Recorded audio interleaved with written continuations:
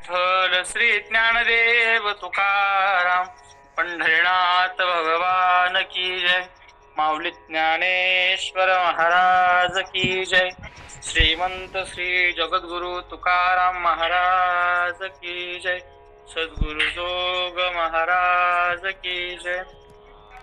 समचरण सरोजम सांध्र नीलांबुदाभम जगननिहित पाणी मंडनं मंडनानां तरुण तुलसीमाला कंधरं कंजनेत्रं सदय धवलहासं विठ्ठलं चिन्तयामि.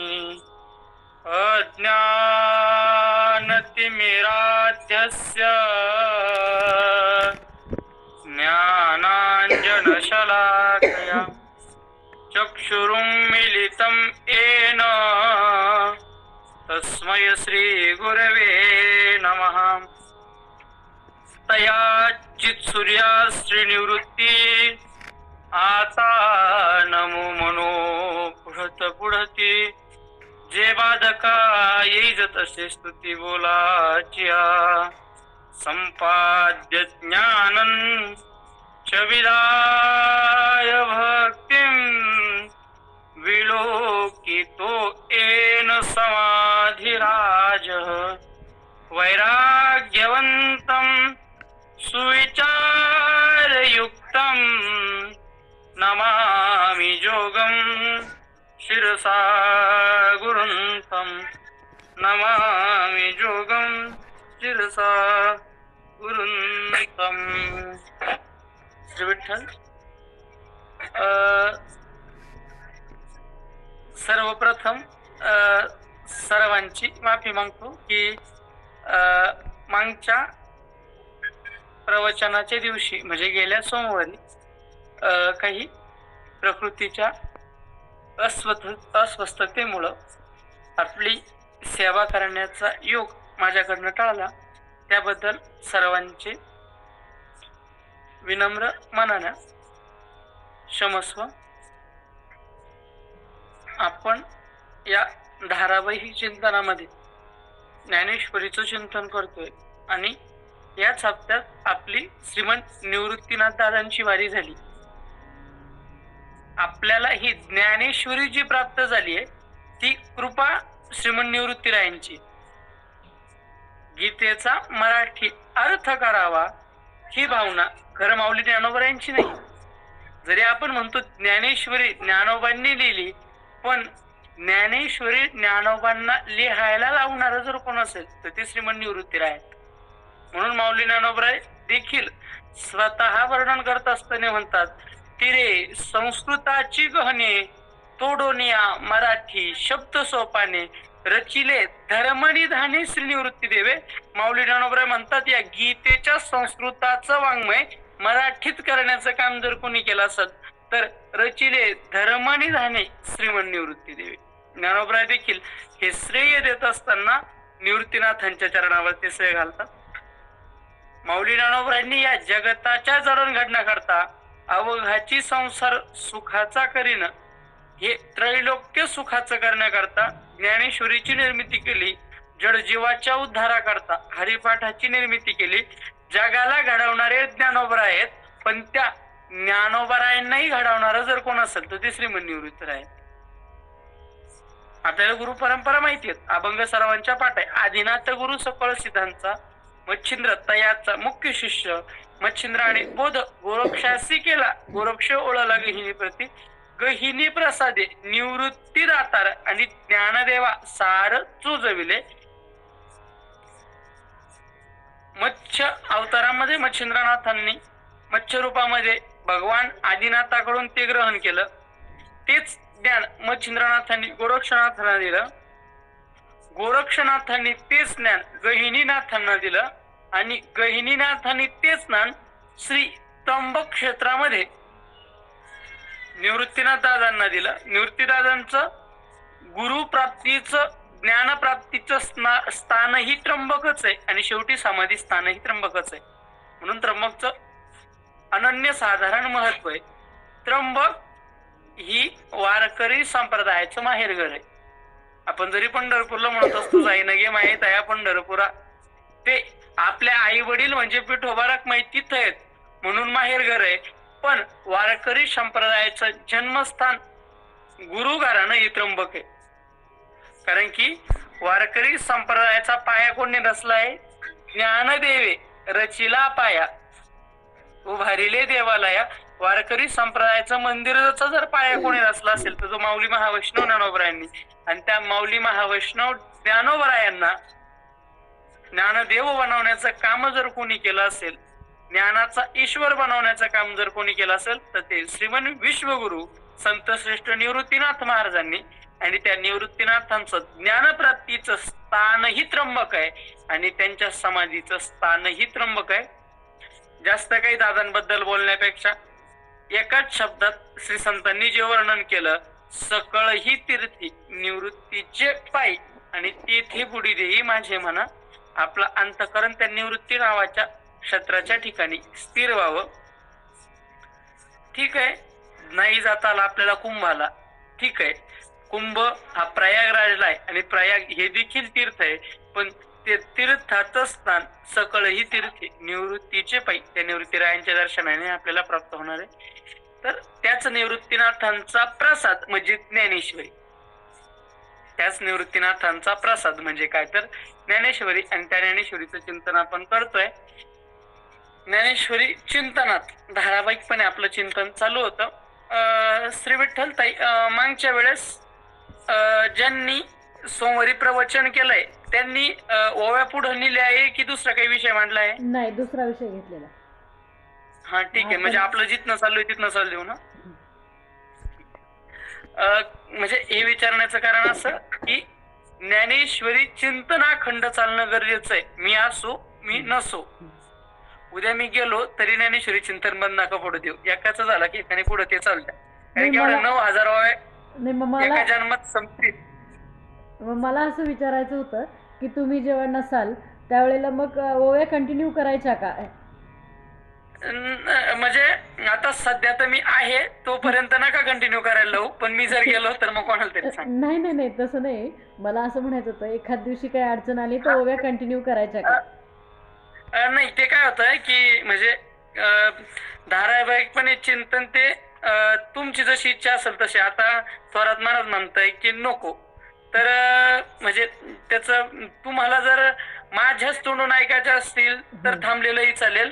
आणि तुम्हाला जर नियमाने पुढे चालायचं असेल तर मला काय हरकत नाही. ज्ञानेश्वरीचं चिंतन माझ्या दृष्टीने होणं गरजेचं आहे. वक्ता मीच असावा असा माझा आग्रह नाही, पण प्रत्येकानं ज्ञानेश्वरी चिंतन करणं गरजेचं आहे. आणि आता तुम्ही जसं म्हणताय की नको दुसरं कोणी, तर जरी याचा कदाचित प्रकृतीच्या कारणामुळं किंवा इतर काही गोष्टीमुळं मी जर गैरहजर असेल तर तरी त्या दिवशी ज्ञानेश्वरी चिंतन निदान आत्मचिंतन म्हणून मागच्या ओव्यांना आपण आवर्तन देऊन घ्यायचंय आपल्या.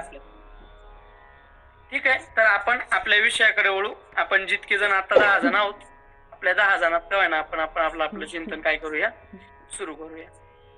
तर आतापर्यंत आपण चिंतन ऐकत होतो की कुरुक्षेत्राच्या त्या भूमीवर कौरव पांडव समोरासमोर आलेले आहेत आणि समोरासमोर आलेल्या कौरव पांडवाच्या सैन्याचं वर्णन दुर्योधन करून सांगतोय. दोन्ही सैन्यातली तुलना दुर्योधनाने केली. आता केलेली तुलना, आपलं सैन्य मोठं त्यांचं सैन्य लहान, आणि पण आपल्या सैन्यात सगळ्यात मुख्य कोण आहे, कोणाचं रक्षण करा. तर मग त्या वेळेस तो म्हणतो हाची एक रक्षावा मी ताईचा हा देखावा येणे दळ भरागावा साचा उचा. असं बोलून त्या दुर्योधनानं भीष्म पितामहांना खुश केलं. आणि प्रसन्न झालेल्या भीष्म पितामहाने काय केलं तर मोठ्याने सिंहनाद केला आणि मोठ्याने शंखनादही केला. आणि मग तो सिंहनाद शंखनाद इतका मोठा झाला की त्याबरोबरच अख्ख्याच्या अख्ख्या कौरव सैन्यानं काय केलं तर मग उदंड सिंह वाजते, भयानके खाकाते, महाप्रळयोजिते धाकडाशी अशी परिस्थिती निर्माण झाली. जगाला धाग बसावा असा आवाज त्या ठिकाणी कौरव सैन्यात निर्माण झाला. अजून विषय कौरव सैन्यातच आहे. जो गजर झालाय तो कुठं, तशी कौरव सैन्यात. मग त्यावेळेस पांडव सैन्यात काय झालं याचं वर्णन आपल्याला आजच्या या प्रवचनात ऐकायचंय. तर त्या ठिकाणी कौरवांचा जो मोठा आवाज झाला तो ऐकून काय झालं तर ऐसा अद्भुत तुरमंबाळ ऐकूनी ब्रह्मा व्याकुळ म्हणती प्रयकाळ ओढावला आजी असा भयानक झालेला आवाज ब्रह्मदेवाने ऐकला आणि त्या सृष्टीच्या जतन करणाऱ्या सृष्टी निर्माण करणाऱ्या ब्रह्मदेवाला प्रश्न पडला. त्याला व्याकुळता निर्माण झाली की बाबा अरे मी निर्माण केलेलं हे अचानक आधीमधीच प्रळय काळाच्या आधीच आज प्रळय काळ आला आणि आता हे संपून जातं की काय, अशी त्याला काय वाटली तर भीती वाटली. आणि मग त्यावेळेस पांडव सैन्यात काय झालं याचं वर्णन गीता माऊली करते. ततश्वेतैर हैर्युक्ते महती चंदने स्थितो माधव पांडवश्चैव दिव्यो शंखो प्रदत्मतु पांचजन्यं ऋषिकेशो देवदत्तं धनञ्जय पौण्ड्रं दद्मो महाशङ्खं भीमकर्मा वृकोदरः अनन्तविजयं राजा कुन्तीपुत्र युधिष्ठिरः नकुलः सहदेवश्च सुघोष मणिपुष्पकौ.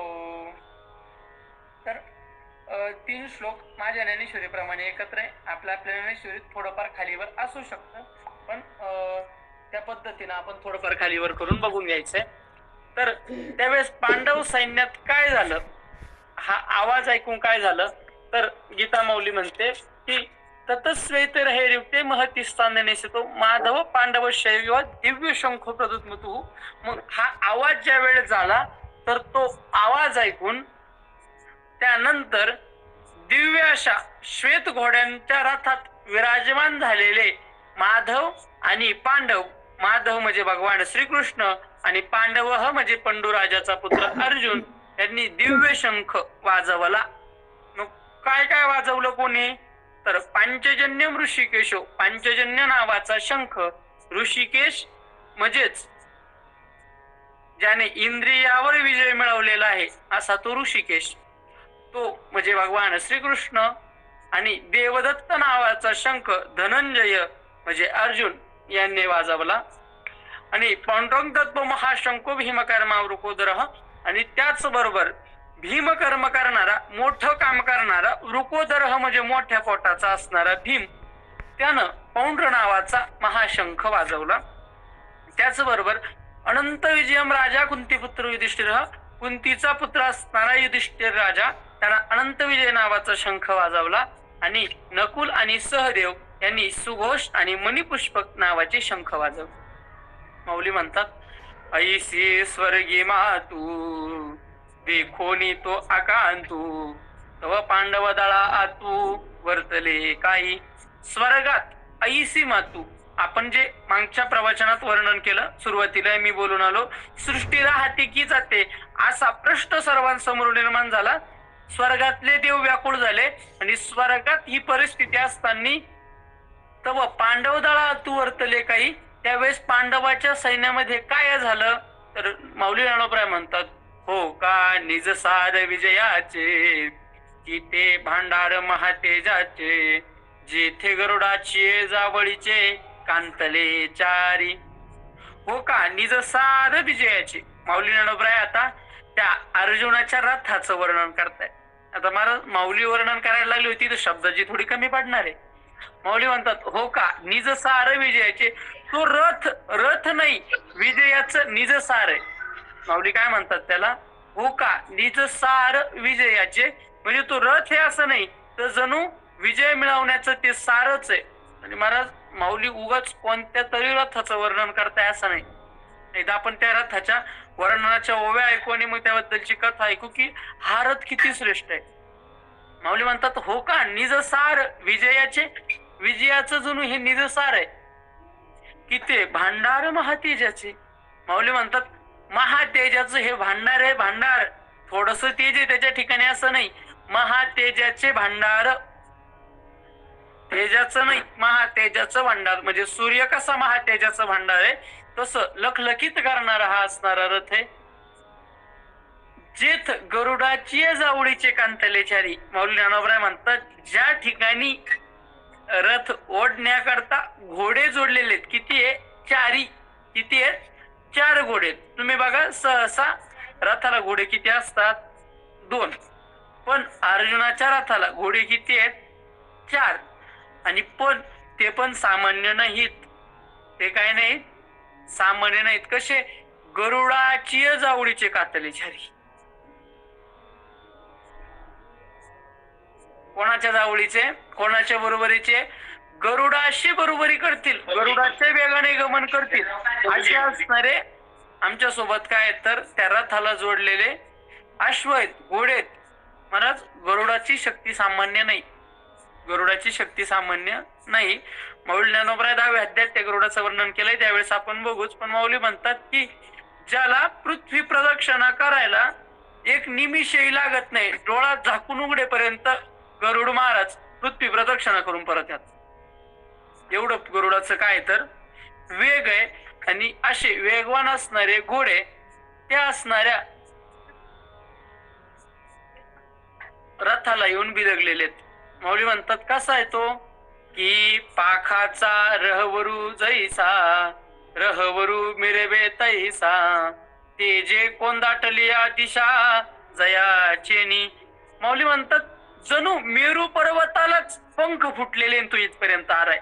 म्हणजे तो रथ सुवर्ण जडित आहे. मेरू पर्वत जो आहे तो मेरू पर्वत मोठाचे मोठा आहे. एवढा मोठा मेरू पर्वत आहे. माऊली म्हणतात तो जसा मेरू पर्वतच जणू त्याला पंख फुटलेले तो इकडे आलाय. रहवरू मिरवे तैसा, त्याप्रमाणे तो मिरवतोय. ते जे कोंदाटली या दिशा जायचे नाही. माऊली म्हणतात त्या रथाच्या तेजानं दाही दिशा उजळून गेलेल्या आहेत. असा तो लखलखित करणारा काय आहे तर रथ आहे. महाराज, ज्यावेळेस हे महाभारताचं युद्ध संपलं, का माऊली असं म्हटले? होकाणीचं सार विजयाचे, की ते भांडार महातेजाचे, का किंवा आता बोलताय पाखाचा मेरू जैसा, रहबर मिरवे तैसा. का एवढं त्या रथाचं वर्णन करतायत?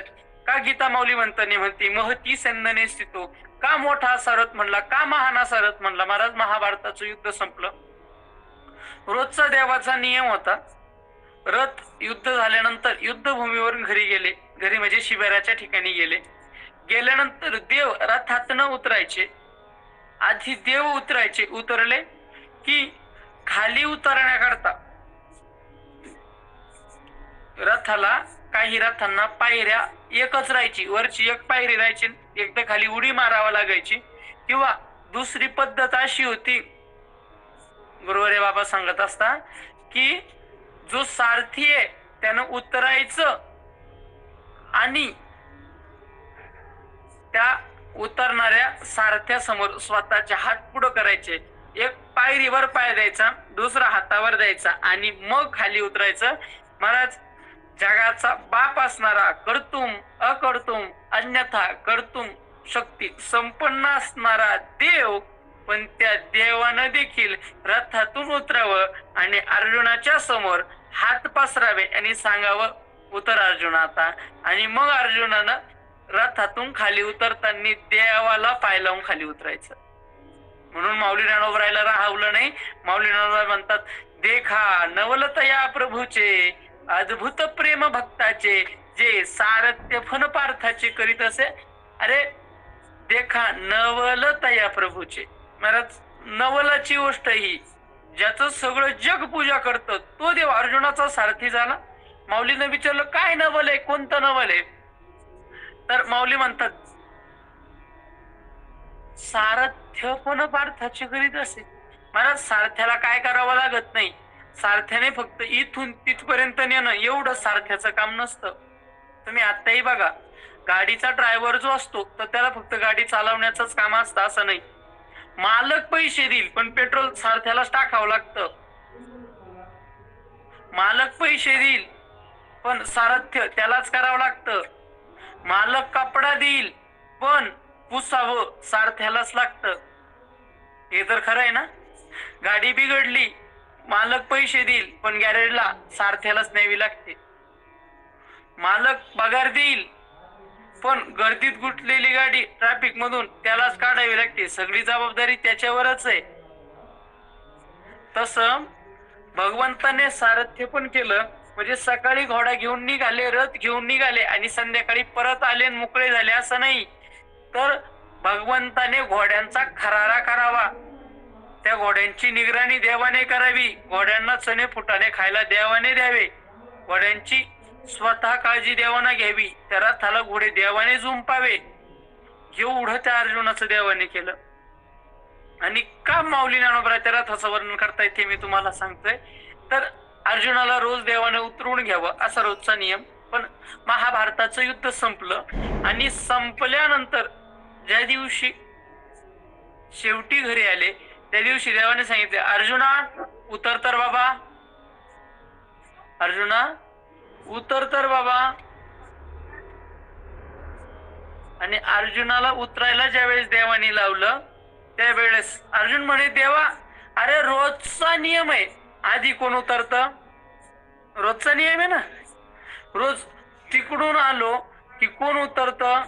सगळ्यात पहिले तुम्ही उतरता आणि मग मी उतरतो. आज मी आधी का? देवाने सांगितलं अर्जुना उतर, मी सांगतोय तसं कर. अर्जुन उतरला. त्यानंतर या रथाच्या झेंड्यावर प्रत्यक्ष मारुतीराय बसलेले होते. माऊली ज्ञानोबराय वर्णन पुढच्या ओळीत तेच करतात. माऊली म्हणतात, जेथ अश्ववाहक आपण वैकुंठीचा राणा जाण, तया रथाचे गुण काय वर्णू. महाराज त्या रथाचं मोठे पण मी सांगतोय माऊलींच्या आधारानं, पण माऊली म्हणतात तया रथाचे गुण काय वर्णू. आता काय वर्णू म्हणजे महाराज ज्या गोष्टीबद्दल आपल्याला जास्त बोलता येत नाही तिथं आपण म्हणतो काय सांगू, काय वर्णन करू त्याचं. तुकोबराय देखील ज्यावेळेस संतांचा महिमा वर्णन करायला येतात त्यावेळेस त्यांच्या तोंडातून हेच वाक्य येतं ना, काय सांगू आता संतांचे उपकार. वा रामकृष्ण रे. अर्जुनाचे घोडे धुविले अनंते. बरोबर आहे. देवानं फक्त सारथ्य पण केलं असं नाही, तर त्या अर्जुनाचे काय धुतले तर घोडे धुतले. सारथ्याला ते काम करावंच लागतं. भाग्य महाराज माझं बी, मला पण असे श्रोते भेटले की उगा 10-15 हजार लोकांना सांगायचं आणि कोणालाच काही कळत नाही असं होण्यापेक्षा 15-20 जण काय ऐकत नाही पण जाण करीत, काय हरकत. गुरुवर्य बाबा म्हणत असता, महाराज ज्याला ऐकायची आग आहे का त्याला सांगावं, उगा आपलं तोंड कोणा पुढे वाजू नये.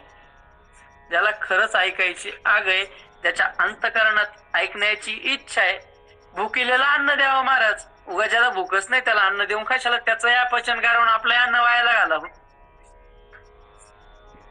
तर त्या रथाचे गुण काय वर्णू, त्या रथाबद्दल मी काय बोलू का.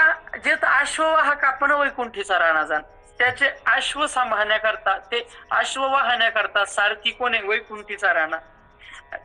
आणि अजून त्या रथाचं काय विशेष आहे, ध्वजस्तंभावरी वानरू तो मूर्तिमंत शंकरू, सारथी शारंग धरू अर्जुनेसी. आणि त्या रथाच्या वर ध्वजस्तंभावरी वानरू, प्रत्येकाचा एक झेंडा असतो, प्रत्येकाचा एक काय असतो, झेंडा असतो, त्याला ध्वज म्हटलं जातं. तर तो ध्वज, त्या ध्वजावर कोण आहे, ध्वजस्तंभावरी वानरू, माकड आहे. वानर म्हणजे माकड. पण मग आता सहज कोणी शका गेल, महाराज रोज सकाळी उठल्यावर सगळ्यात पहिले अर्जुन रथाकडे जाईल आणि रथावर गेल्या गेल्या वानर त्याला दिसेल. आणि धर्मशास्त्राचा नियम आहे की सकाळी सकाळी काही गोष्टी पाहू नये, त्याच्यात एक गोष्ट वानर पण आहे.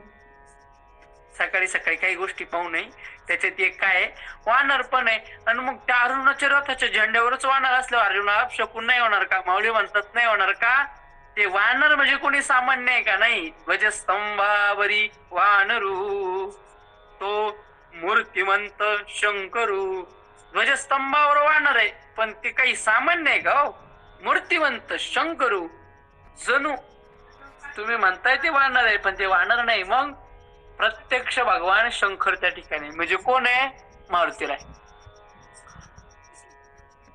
अंजनीच्या तपासाठी महारुद्र आले पोटी. अंजनीने तपश्चर्या केली आणि अंजनी मातेच्या तपावर प्रसन्न होऊन भगवान महारुद्र म्हणजे भगवान शंकरानेच, कारण की 11वा रुद्र म्हणजेच भगवान शंकर आहेत. आणि ते भगवान शंकर वानर रूपाने या भूलोकावर अवतरित झाले. केसरी आणि अंजनी मातेच्या माध्यमातून, आणि त्यांचं नाव मारुती, तर ते ध्वजस्तंभावरी वानरू म्हणून ते मारुतीराय त्या ध्वजस्तंभावर होते. देवानं अर्जुनाला सांगितलं, अर्जुना उतर रथातून, तू उतर. अर्जुन उतरला. देवाने मारुतीरायाला सांगितलं, मारुतीराया चला आता तुम्ही पण जा. महाराज मारुतीराय आणि देव दोघही जसे रथातून बाजूला निघाले, घोडे बाजूला सोडले आधी देवानं, आणि देव आणि मारुतीराय जसे काही बाजूला झाले तसा तो रथ काय झाला तर पेटून गेला. तो रथ काय झाला तर पेटून जळून भस्म झाला. का झाला तर महाभारताच्या युद्धात जेवढे जेवढे शस्त्रास्त्र त्याला लागले होते त्याचा कोणत्याच परिणाम मारुतीरायाच्या देवाच्या सामर्थ्यानं त्या असणाऱ्या रथावर झाला नव्हता. आणि असा असणारा तो रथ होता. म्हणून माऊली ज्ञानोबराय म्हणतात, हो का निज सार विजयाचे. विजयाचं ते काय तर निज सारे. तर अर्जुनाच्या ते सारथ्य करताना पाहून माऊलींना विशेष वाटतंय.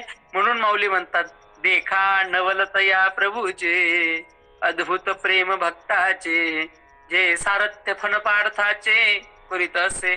पार्थाचं सारथ्य पण भगवंत करतात. हे काय तर प्रभूचं काय जणू नवलच आहे. अजून काय नवल आहे तर माऊली म्हणतात, पायी खूप पाठीसी घातला आपण पुढा राहिला, तेने पंचजन्य आस्फुरीला अवळिळाची. माऊली म्हणतात पायीक पाठीशी घातला. पायीक म्हणजे जो सेवक आहे त्याला पाठीशी घातलं. महाराज तसं तर व्यवहाराची रीत अशी आहे, मालक माग चालतो आणि सेवक पुढं चालतो. रस्ता करत करत करत सेवक पुढं चालतो, पुढं चालतो. संकट आलं तर सेवक पुढं होतो. पण इथं नेमकं उलट आहे. इथं नेमकं उलट आहे. माऊली म्हणतात पायीक पाठीशी घातला.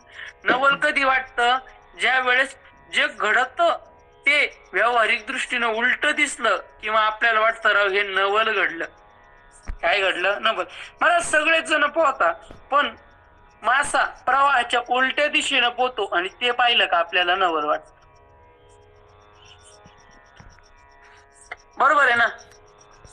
भजन सगळेच जण म्हणू शकता पण एक 2-3 वर्षाचं 4 वर्षाचं नुकतंच बोलायला यायला लागलेलं पोरग एकदम स्वरात आणि गोड असं भजन म्हणायला लागलं की आपल्याला ते नवल वाटतं का. ही सहजासहजी होणारी गोष्ट नाही, विपरीत गोष्ट घडली म्हणून नवल वाटतं. तसं मालक माग राहतो आणि सेवक पुढं राहतो. पण आता नेमकं उलट झालं म्हणून माऊली म्हणतात की नवलत या प्रभूचे. काय झालं तर पायीक पाठीशी घातला. पायीक पाठीशी घातला आणि आपण पुढे राहील. त्या अर्जुनाला मांग लोटलं आणि आपण पुढे झाला. महाराज देव रक्षा करतो, देव भक्ताचं रक्षण करतो. हे आपण अनेक वेळा ऐकलेलं आहे. मांगे पुढे उभा राही सांभाळीत आलिया आघात निवाराया. तर माग आणि पुढं कोणाकोणाचं रक्षण केलं. महाराज ज्या वेळेस द्रौपदीवर संकट आलं तर त्यावेळेस द्रौपदीचं वस्त्र पुरवण्याकरता तिच्या माग उभं राहिला. आणि आज अर्जुनावर संकट आलं तर तोच देव अर्जुनाच्या पुढे उभा राहिला, पुढे उभा राहिला. म्हणून आमच्या संतांनाही म्हणता येतं मागे पुढे उभा राहील सांभाळी. तो मागून येणार आलं तरी रक्षण, पुढे उभा राहिला तरी रक्षण. आणि त्यानं केलं काय. माऊली म्हणतात त्याने पंचजन्य आस्फुरेला अवळीची. आणि त्यानं पंचजन्य नावाचा शंख सहजासहजी वाजव. त्यानं शंख वाजवला पण असं फक्त खूप ताकद लावून खूप मोठ्याने वाजवला असं नाही. त्यानं सहज धरला आणि सहजगत्या तो शंख त्यानं फुकला. सहजगत्या तो वाजवला. पण त्यानं जरी सहज वाजवला असला तरी महाराज तो देव आहे. त्यानं वाजवल्यामुळे त्याचा आवाज कसा झाला. मौली म्हणतात परी तो महाघोष थोरू गरजत असे गहिरू, जैसा उदयाला लोपी दिन करू नक्षत्रा ते. माऊली म्हणतात त्यानं सहज वाजवला, तो सहजासहजी बोलला. पण परी तो महाघोष थोरू, त्यानं सहज वाजवलं पण तो जगाकरता सामान्य असं नाही. महाराज काय होतं की आता समजा आपण मोठे आहेत, आपण 30-40 किलो वजन असं धरलं सहज उचललं, काही विशेष नाही. आपल्या ताकदीनुसार ते सहज उचलल्या जाईल. पण एखादा 4थी 5वीचा पोरगा त्याला ते उचलल्या जाईल का. त्याच्या दृष्टीने तिथं ते मोठंच आहे ना. तसं देवाने सहज केलं, देवाने तो शंख सहज वाजवला, पण माणसाच्या दृष्टीने ते विशेषच आहे ना. आणि महाराज माऊली म्हणतात, तरी तो महाघोष तुरु गरज तसे गो हिरू. आणि मग तो आवाज मोठा झाला, आणि तो आवाज मोठा झाल्यामुळं काय झालं, माऊली म्हणतात, जैसा उदयाला लोपितीन करू नक्षत्र ते. जसा सूर्य उदयाला आला की चंद्र मावळतो, तारे मावळतात की तिथंच राहता बरं. सूर्याचा उदय झाला की चंद्र मावळलेला राहतो, तारे मावळलेले राहता का तिथंच राहता? तिथंच राहता. पण सूर्य आल्यामुळे ते दिसत नाही. सूर्याच्या प्रकाशात ते काय होऊन जातात, तर झाकून जातात. रस्त्यावर जाऊ द्या, आता तुम्हाला एवढे लांब चंद्रकड आणि नक्षत्रांकड नेण्यापेक्षा गावातला लाईट रस्त्यावरला रात्री चालू आहे हे सहजासहजी लक्षात येतं. दिवसा लाईट चालू आहे का बंद हे सहजासहजी लक्षात येतं का? भर उन्हात अर्धा किलोमीटरचा लाईट चालू आहे का बंद आहे हे अंधारात तुमच्या लक्षात येतं, पण दिवसा लक्षात येतं का? नाही येत. का? तर त्या सूर्याच्या उजाडात तो उजेड दाबल्या जातो. चंद्र मावळतो असं नाही, सूर्याच्या प्रकाशाने तो दिसत नाही. तारे दिवसभर जिथं राहतात तिथंच राहतात, पण सूर्याच्या प्रकाशाने ते दिसत नाही. तसं माऊली म्हणतात, तैसे तुरबंबाळ भवंते कवर बदळी गाजत होते, ते हरपोणीने नोके उते गेले तेथे. माऊली म्हणतात, तसंच जसं सूर्य उदयाला आल्यावर तारे चंद्र लपून जातो, तसंच कौरवांचा जे आवाज झाला होता मोठा, तर तो याच्या आवाजापुढं दाबल्या गेला. तो आवाज खूप मोठा होता, पण त्याच्यापेक्षा याचा आवाज मोठा झाल्यामुळं तो आवाज दाबून गेला. आला का लक्षात? म्हणजे त्याचा आवाज लहान होता असं नाही, कौरव दळाचा तो आवाज मोठाच होता, पण देवाचा आवाज त्याच्यापेक्षा मोठा झाला. आता हा आवाज येत नाही. जसं आता आपलं प्रवचन चालू आहे, आपल्या फोनचा आवाज आपल्याला स्पीकरच्या माध्यमातून येतोय, पण तो येणारा आवाज जेवढा आहे तेवढा आहे, पण आजूबाजूला जर कोणता गडबड गोंधळ चालू जर झालं तर तो आवाज आपल्याला फोन मधला आवाज नीट ऐकू देत नाही. का? त्या मोठ्या आवाजात हा आवाज दाबल्या गेला. किंवा एखाद्या माणसाचा आवाज खूप मोठा आहे, खूप मोठा आहे, आपण म्हणतो, अरे एवढ्या मोठ्याने बोलतो, अरे एवढ्या मोठ्याने बोलतो. तोच माणूस डीजे समोर न्यायचा आणि म्हणायचा, आता गाग किती मोठ्याने गागतो, त्याचा आवाज मोठा नाही का? आहे मोठा, पण डीजे इतका मोठा त्याचा आवाज नाही. तसंच कौरव दळाचा आवाज खूप मोठा होता, पण या देवाच्या आवाजापुढं तो आवाज काहीच नव्हता. मग तो आवाज दाबल्या गेला, आणि मग देवाने वाजवलेलं पाहून अर्जुनालाही राहवलं नाही. अर्जुनाने लगेच शंख वाजवला. माऊली वर्णन करतात, तैसेची देखे रे निनादे अति गहरे, देवदत्त धनुर्धरे आसपुरीला. पांचजन्य नावाचा शंख भगवंताने वाजवला, आणि तसंच त्याच पद्धतीनं मोठ्या आणि गहन गंभीर आवाजामध्ये देवदत्त नावाचा शंख धनुर्धरे म्हणजे अर्जुनाने वाजवला. आणि आता ते दोन्ही नाद झाले ना महाराज, एक अर्जुनाचा आणि एक देवाचा, ते दोन्ही नाद एकत्र झाले. माऊली म्हणतात, ते दोन्ही शब्द अचाट मिनले एकवट, तेथ ब्रह्मकथा शतकुट हो पाहात असे. अर्जुनाचा आणि देवाचा आवाज एकत्र झाला, आणि महाराज त्या आवाजानं काय झालं तर ब्रह्मकथा हा शतकुट होत असे. आवाजच एवढा मोठा झाला की त्या आवाजानं ब्रह्मकथा हा शतकुट होत पाहत असे. ते ब्रह्मांडाचे आता का तुकडे तुकडे होऊन जातात की काय, असं सर्वांना वाटायला लागलं. तव भीमसेन वैसनला, जैसा महाकाळ खवळला, तेने पौंड्र अस्फुरीला महाशंख. आता महाराज अर्जुनाचं देवाचंच मोठ्या मोठ्याने शंख वाजवायचं चाललेलं, आणि आता हे सगळं पाहिलं भीमदादाला आता काय राहवलं नाही. एवढा टाइम भीमदादानी पाहून घेतला, देव वाजवतोय, अर्जुन वाजवतोय, पण आता भीमदादाला पण काय राहवलं नाही. मग भीमसेन वैसनला, आता भीमसेनाला देखील आवेश आला आणि भीमदादाने देखील, आणि तो इतका खवळला की माऊली म्हणतात जैसा महाकाळ खवळला. भीमसेनाचा आवेश पाहून माऊलीला असं वाटलं की जसा महाकाळच खवळला, आणि मग त्यानं काय केलं, पौंड्र नावाचा महाशंख वाजवला. आता भीम मोठा होता महाराज, त्याच्यामुळे भीमाचा आवाजही, भीमाचा शंखही काय तर मोठा. आता त्यावेळेसच भीमाचा आवाज कसा झाला याचं वर्णन माऊली करतात. तो महाप्रलय जळधर जैसा गडगडीला गहर, तो अनंत विजय युधिष्ठिर आस्फुरत असे. तो महाप्रलय जळधर, महाप्रलयात आलेले मेघ जसे गडगड करायला लागले महाराज, इतर वेळेस आलेले मेघ सुद्धा एवढी गडगड करतात की आपल्याला एकमेकाचा आवाज ऐकू येत नाही, आणि महाप्रलयात आलेले किती गडगड करत असतील. तसाच तो शंख वाजायला लागला, आणि असं भीमाचं वाजवणं बघून त्याच वेळेस युधिष्ठिराने देखील अनंत विजय नावाचा शंख वाजवला. या श्लोकांमध्ये शंखांचे नाव ज्याच्या त्याच्या सांगितलेले आहेत. पंचजन्य नावाचा शंख देवाने वाजवला, देवदत्त नावाचा शंख अर्जुनाने वाजवला, पौंड्र नावाचा शंख भीमाने वाजवला, अनंत विजय नावाचा शंख युधिष्ठिराने वाजवला. आता पुढं कोणी कोणी वाजवला माऊली म्हणतात, नकुले सुघोष सहदेवे मणिपुष्पक, जेने नादे अंतक गजबजला ठाके. माऊली म्हणतात की नकुलाने सघोष नावाचा शंख वाजवला, सहदेवाने मणिपुष्पक नावाचा शंख वाजवला, आणि त्या आवाजाने जेने नादे अंतक गजबजला ठाके. माऊली म्हणतात ज्या आवाजाच्या मोठेपणानं महाकाळाला देखील काय वाटायला लागली, तर भीती वाटायला लागली, असा तो आवाज झाला. आता त्या पक्षातल्या सर्वांनीच शंख वाजवले याचं वर्णन गीता माऊली करते.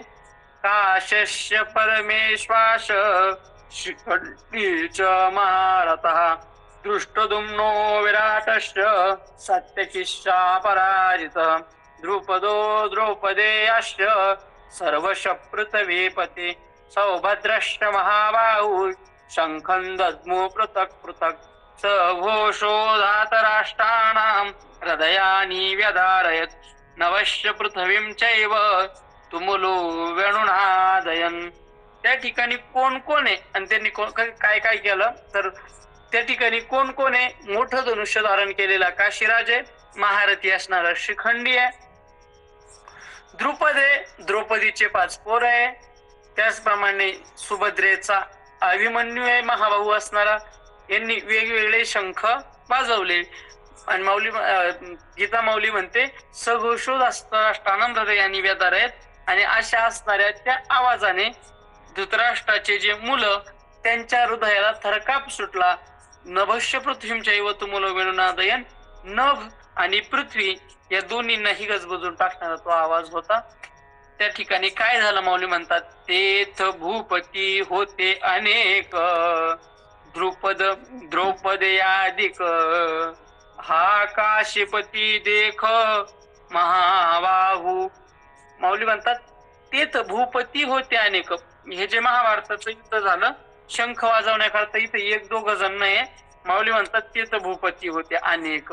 त्या ठिकाणी अनेक जण राजे होते. हा काशीपती देख महाबाहू, मोठे हात असणारा हा काशीपती बघ.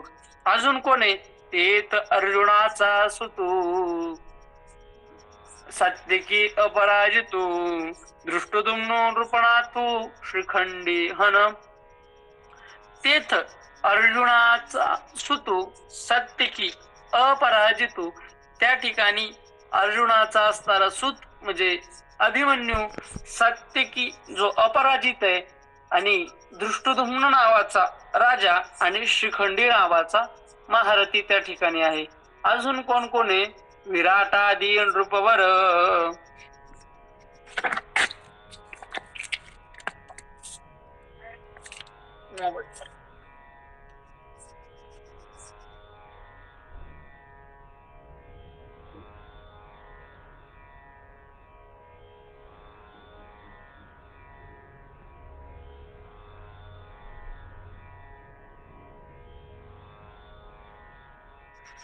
विराटादी नृपवर जे सैनिक मुख्य वीर ती नाना शंख निरंतर आज पुरिले. मौली म्हणतात त्या ठिकाणी विराट आदी रूपवर विराट ज्यांच्यात मुख्य असे खूप सारे राजे त्यांनी काय केलं तर वेगवेगळ्या प्रकारचे शंख निरंतर मोठ्या मोठ्याने जो तो काय करायला लागला तर वाजवायला लागला. आणि तो आवाज एकतर पांडव सैन्याचा, कौरव सैन्याचा, देवाच्या शंखाचा, या महाराजांच्या शंखाचा सगळा नाद एवढा मोठा झाला की माऊली म्हणतात तेने महाघोष निर्गाती शेष गुर्म अवचिते गजबजून भूभाराते सांडू पाहती.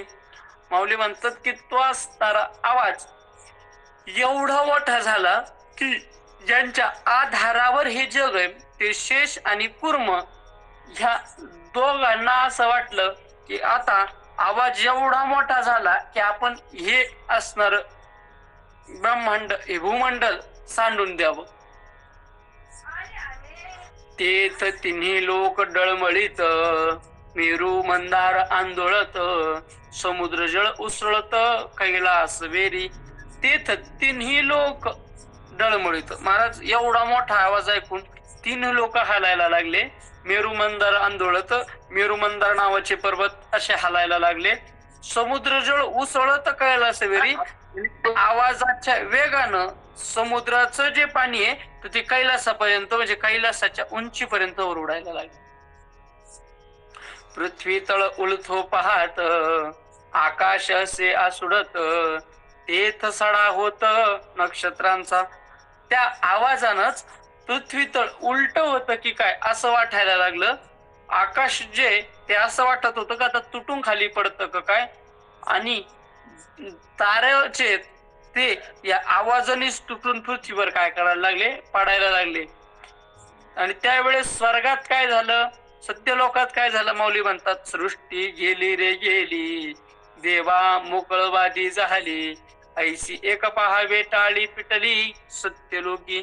त्या सत्यलोकात काय झालं तर माऊली म्हणतात की सृष्टी गेली रे गेली. सृष्टी आता काय वाचत नाही. देवा मोकळवादी झाली. देवांना आता कोणाचा आश्रय राहिला नाही. ऐशी एक पहावे टाळी पिटली सत्यलोकी. असा एकच गागाट सत्यलोकामध्ये झाला. देहाची दिन थोकला जैसा प्रळय काळ मांडला तैसा हाहाकार झाला तिन्ही लोकी. दिवसाच दिवस बुडला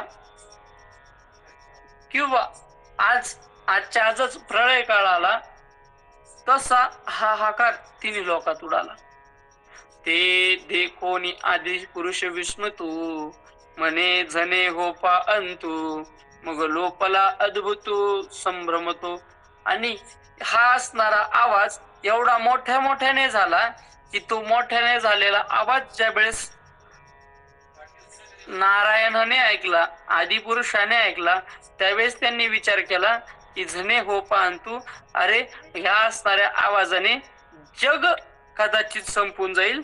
म्हणून देवानं संकल्प केला की हा आवाज शांत व्हावा. आणि मग तो आवाज शांत झाला. म्हणून हे विश्व वाचलं माऊली म्हणतात म्हणून विश्व सावरले एरवी युगांत होते ओढवले जे महाशंख अस्फुरले कृष्णादिकी. त्या आदिपुरुषानं संकल्प केला म्हणून जग वाचलं. नाहीतर आज काय हे जग वाचू शकत नव्हतं. कृष्णांनी अर्जुनांनी भीमानी द्रोणाचार्यांनी भीष्माचार्यांनी या सगळ्यांनी वाजवलेल्या शंखात त्या आवाजानं आज जग काय झालं असतं संपून गेलं असतं. ते तो घोष तरी उपसाहरला परी पडिसाद होता राहिला तेने दळभार विध्वंसला कौरवांचा. तो घोष तरी उपसाहरला परी पडिसाद होता राहिला. महाराज तो आवाज गेला पण त्याच जे प्रतिध्वनी होता पडिसाद होता तो काय बंद झालेला नव्हता. महाराज कोणतीही गोष्ट संस्कार स्वरूपाने शिल्लक राहत असते. कोणती पण एखाद्या दिवस आपल्याला सुख झालं तर ते सुख देखील नंतर कधीतरी आठवले माणसाच्या चेहऱ्यावर सहज असू येतं का तर ते सुखाचा पडिसाद शिल्लक राहतो. किंवा आपल्याला एखादं दुःख झालं तर त्या दुःखाचाही पडिसाद शिल्लक राहतो, तसा आवाजाचाही पडिसाद शिल्लक राहतो. तो आवाज जो झाला तर त्या आवाजानं तिने दळभार विध्वंसला कौरवांचा दळभार विध्वंस करण्याचं काम त्या आवाजाने केलं. कसं? माऊली म्हणतात, जैसा गजघटा तू सिंह लीला विदारी तू तैसा हृदया ते भेदी तू कौरवांच्या सेनेचा विध्वंस केला. म्हणजे कसा विध्वंस केला? आतून सगळ्यांना कच्च करून टाकलं. आतून सर्वांना काय करून टाकलं? कच्च करून टाकलं. मला आवाजानेच. हा मग पैलवान लोक तुम्ही पहा, आखाड्यात उतरल्यानंतर काय करतात? असा दंड घेतात आणि काय करतात? मोठ्यानं थोपाडतात. कशा करता? आवाज काढून समोरच्याला ताकद दाखवण्याकरता. माझ्या दंडातून एवढा आवाज येतो. तसं या आवाजानंच समोरचे घाबरले. कसे घाबरले? जैसा गजघटा तू सिंह लीला विदारी तू तैसा हृदया ते भेदू तू कौरवाचिया. माऊली म्हणतात, जसा सिंह आपल्या हत्तीच्या कळपात घुसतो आणि फाडतो, तसा कौरवांच्या हृदयात या पांडव सैन्याच्या शंखाचा आवाज गेला. तो गाजत जव ऐकती तव उभेची ही घालिती एकमेका ते म्हणती सावध रे सावध. तो मोठ्याने झालेला आवाज ऐकता आणि उभ्या उभ्याच एकमेकाला आधार देते. म्हणजे स्वतःच घाबरलेले आणि घाबरलेल्या अवस्थेत एकमेकाला आवाज देतात आणि एकमेकाला म्हणते सावध व्हा बर का, एवढ्या मोठ्याने आवाज झाला, युद्ध खूप मोठ्याने सुरू होईल, सावध व्हा बर का. सावध म्हणजे एक तर स्वतःच घाबरलेले आणि दुसऱ्याला म्हणतोय तू सावध होय.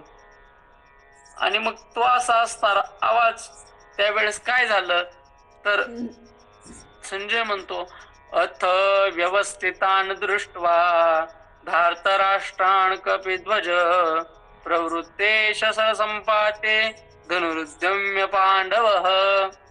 तर त्यावेळेस असं समोरचं सैन्य युद्धाकरता तयार झालेलं बघून अर्जुनाने देखील काय केलं तर युद्धाकरता धनुष्य काय केलं तर उचललं. तिथं कोण कोण होतं आणि काय काय केलं तर माऊली म्हणतात, तेथ बळे प्रौढे पुरते महारथी वीर होते ही पुनरुपी दळाते आवरिले. माऊली म्हणतात, तेथ बळे प्रौढी पुरते महारथी वीर होते.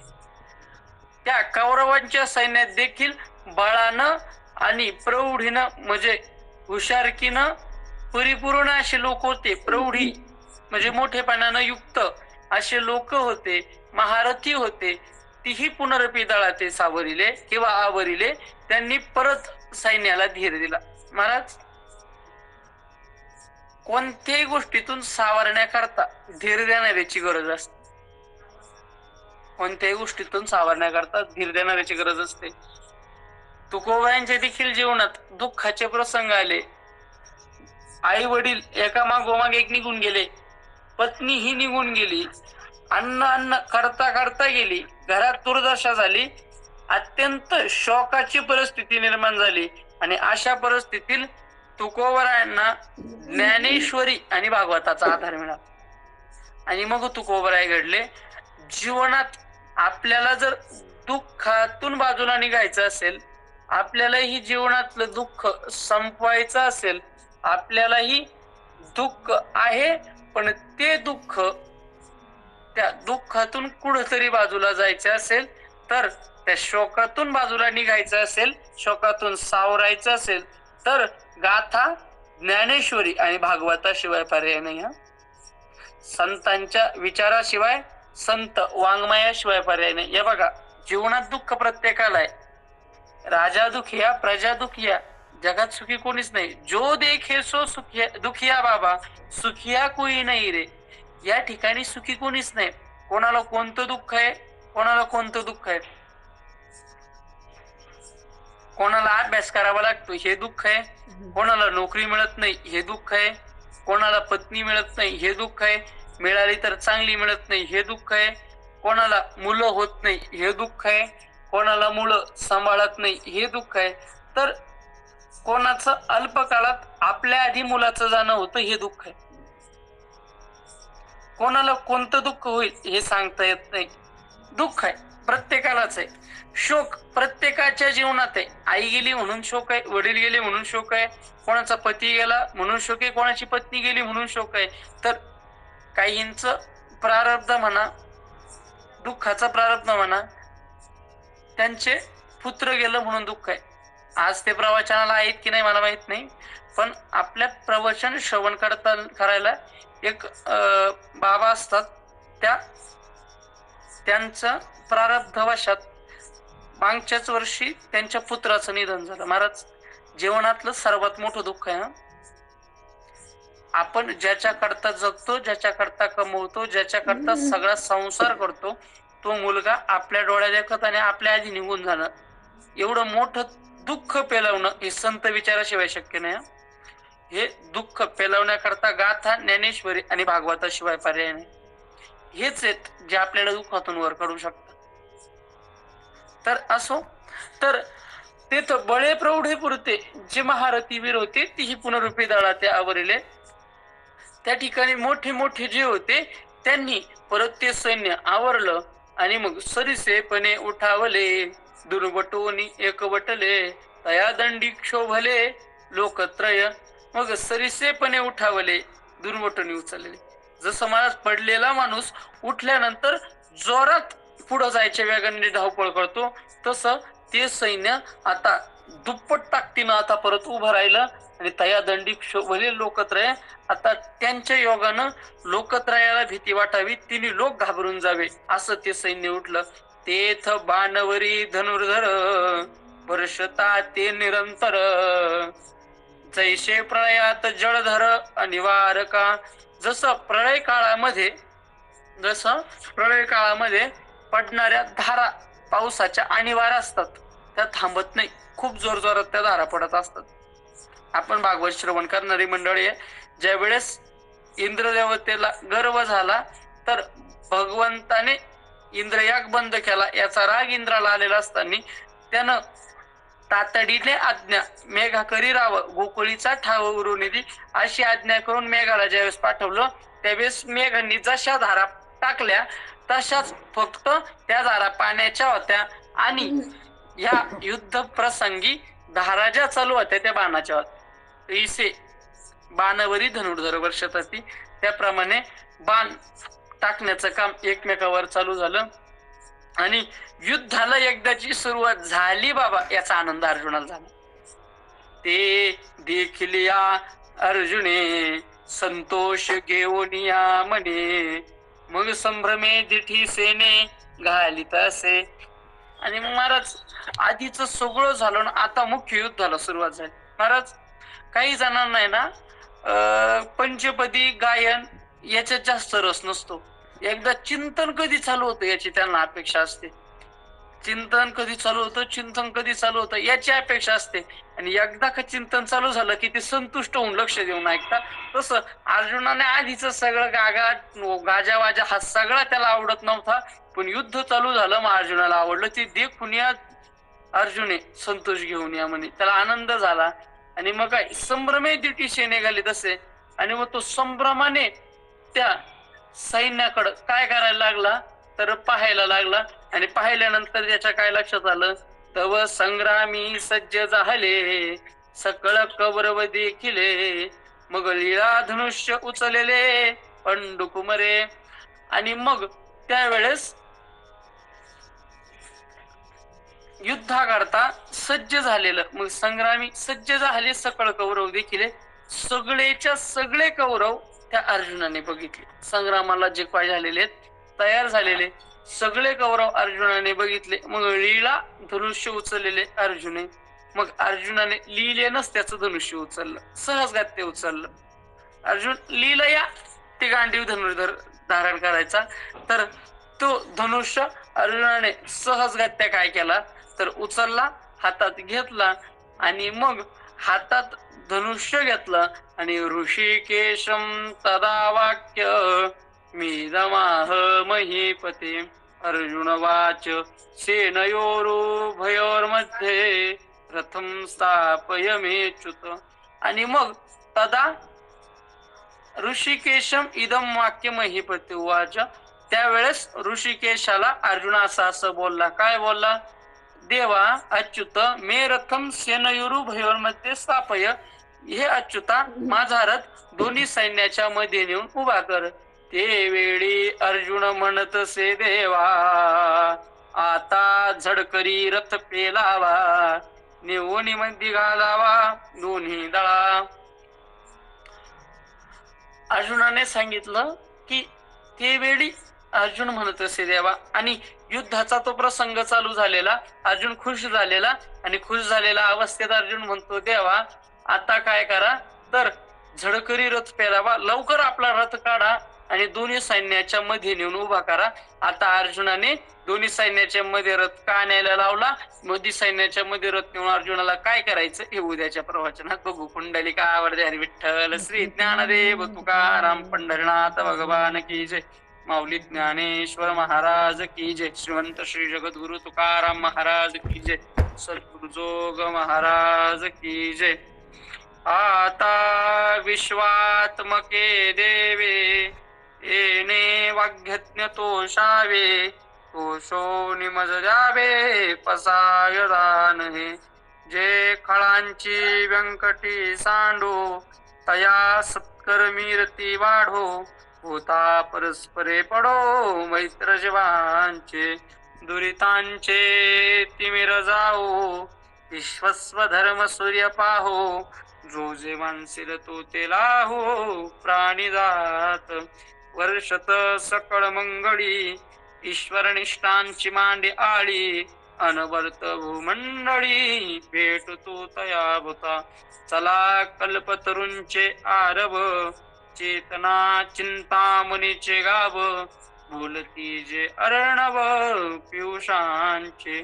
चंद्रमे जे अलांछन मार्तंड जे तापहीन, ते सर्वाही सदा सज्जन सोय रे हो तू. किंबहुना सर्व सुखी पूर्ण होनी तिन्ही लोकी, भजिजो आदि पुरकी अखंडित. आणि ग्रंथोपजीविये विशेषे लोकिये, द्रष्टा दृष्ट विजये होवा वेज. तेत म्हणे श्री विश्वेश्वराओ, हा होईल दान पसाओ. येणे वरी ज्ञान देवो सुखिया झाला. येणे वरी ज्ञान देवो सुखिया झाला. येणे वरी ज्ञान देवो सुखिया झाला. निवृत्ती ज्ञानदेव सोपान मुक्ताबाई एकनाथ नामदेव तुकाराम. निवृत्ती ज्ञानदेव सोपान मुक्ताबाई एकनाथ नामदेव तुकाराम. निवृत्ती ज्ञानदेव सोपान मुक्ताबाई एकनाथ नामदेव तुकाराम. निवृत्ती ज्ञानदेव सोपान मुक्ताबाई एकनाथ नामदेव तुकाराम. हरी एकनाथ नामदेव तुकाराम. एकनाथ नामदेव तुकाराम. एकनाथ नामदेव तुकाराम. एकनाथ नामदेव तुकाराम. निवृत्ती ज्ञानदेव सोपान मुक्ताबाई एकनाथ नामदेव तुकाराम. निवृत्ती ज्ञानदेव सोपान मुक्ताबाई एकनाथ नामदेव तुकाराम. तरी न्यूनते पुरते अधिकते सरते करून घ्यावे हे तुमचे विनवित्व असे. आणि देवा तुला ही विनंती आहे, तरी तुमचे केले धर्म कीर्तन सिद्धी नेले येथ माझे जे पुरले ते पाहिजे.